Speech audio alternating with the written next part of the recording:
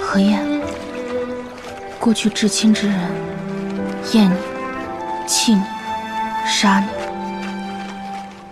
既然改名换姓重活一世，从今往后，何晏的命便只由何晏自己说了算。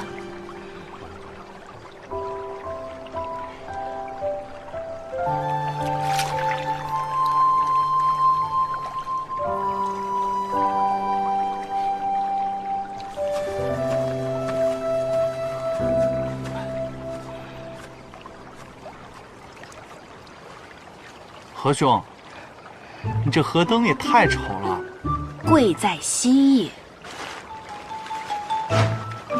哎，程公子，你这河灯也太大了吧？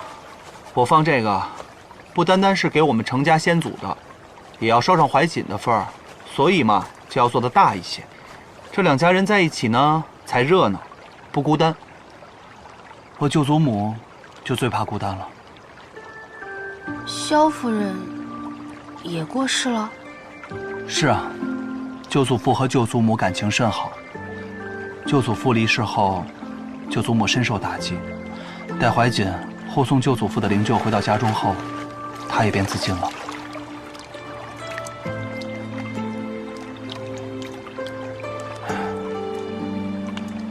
其实怀瑾也孤单得很。我们程家，包括我娘，还有认识萧家的亲朋好友，都不太喜欢他。他们更喜欢的是我的大舅舅，也就是怀瑾的兄长萧景。为什么呀？不都是萧家的孩子吗？萧家是行武世家，必须要有一个儿子从军。可萧景光风霁月，不习舞刀弄枪。怀瑾为了成全兄长，便主动参军，承担起了家族重任。他早早进了军营，常年离家，养成了偏冷的性子，跟家人都不甚亲近。别说我们这些亲戚了，就连他母亲，都不知该怎么跟他相处。也是，离家太久，互不熟悉，也难免心生偏见。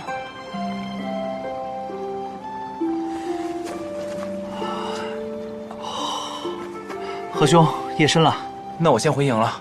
你也早些回去啊。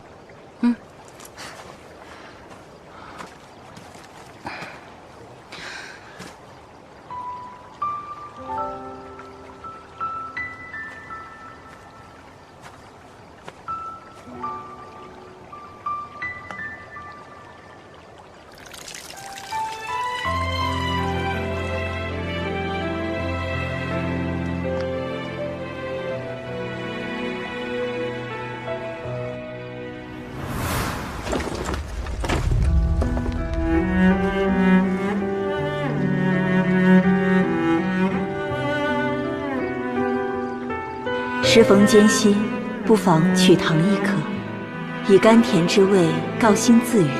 这2、3分的甜，可消7、8分的苦。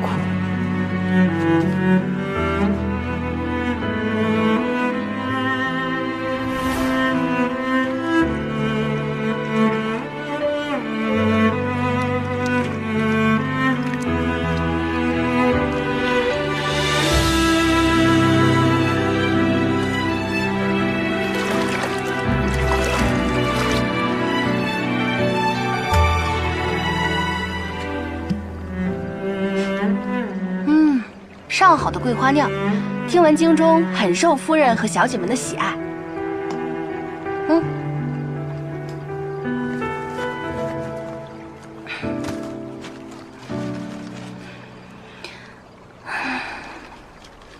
希望逝者看在我这么认真折河灯的份上，保佑我心想事成。扰乱逝者清静，竟还如此冠冕堂皇。人间事，还需活人来解决。都督怎知，我心中所想，不是逝者的心愿呢？逝者的遗憾，由活着的人替他们来完成，这便是我对他们的承诺。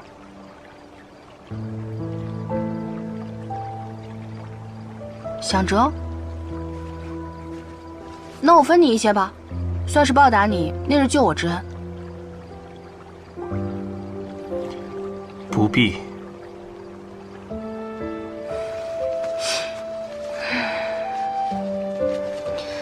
这一盏呢，祭奠护家国百姓、马革裹尸的英灵们，还有你们的亲人。虽然不知道你们叫什么，但这祝福都是真真切切。不错，不堪入目。这叫不拘小节，说不定英灵们就喜欢这样的。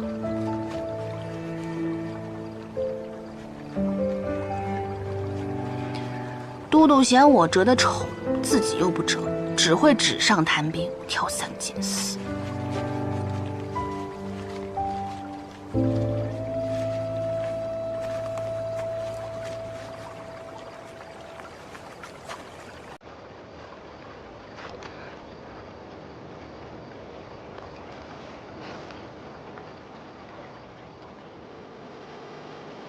娇气，不就是碰一下手吗？这女子怎如此没有男女大法？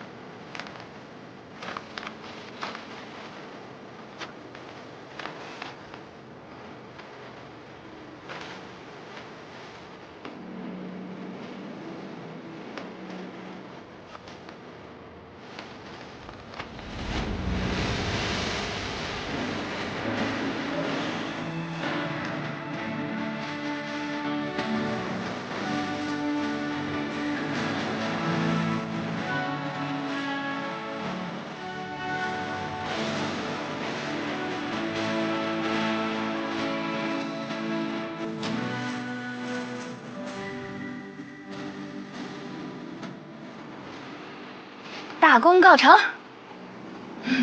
可以放了。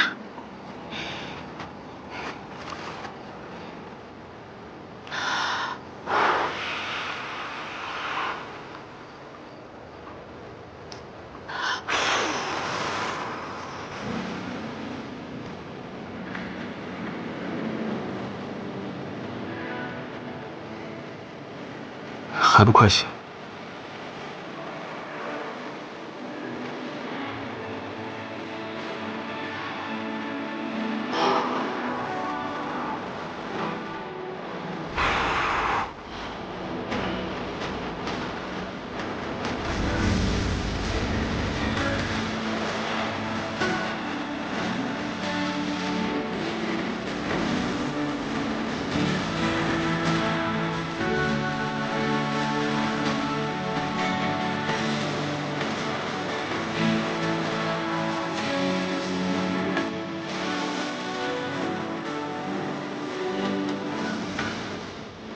好了。